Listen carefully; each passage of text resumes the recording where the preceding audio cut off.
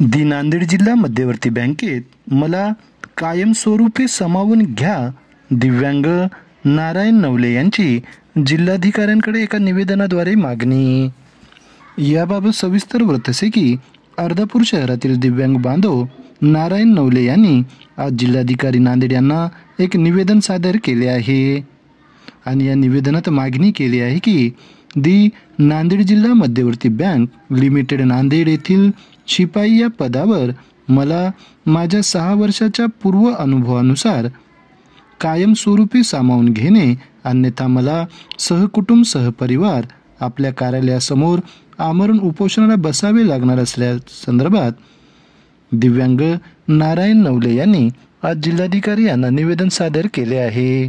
सदरच्या या निवेदन सादर केल्याबद्दल नारायण नवले यांनी आज सायंकाळी 5 वाजताच्या दरम्यान जिल्हाधिकारी कार्यालय नांदेड समोर आपल्या प्रतिक्रियेद्वारे सविस्तर माहिती दिली आहे. सर, आज आपण जिल्हाधिकारी महोदयांना निवेदन दिलेलं आहे. काय मागण्या होत्या, कोणत्या मागणी?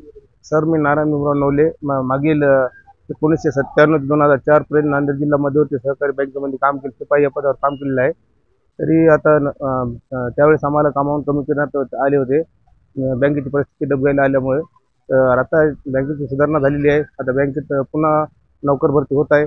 त्याच्या अनुषंगाने आम्हाला नोकरीवर पदावर शिपाई या पदावर घ्यावे असे आम्ही निवेदन कलेक्टर साहेबांना दिलेलं आहे.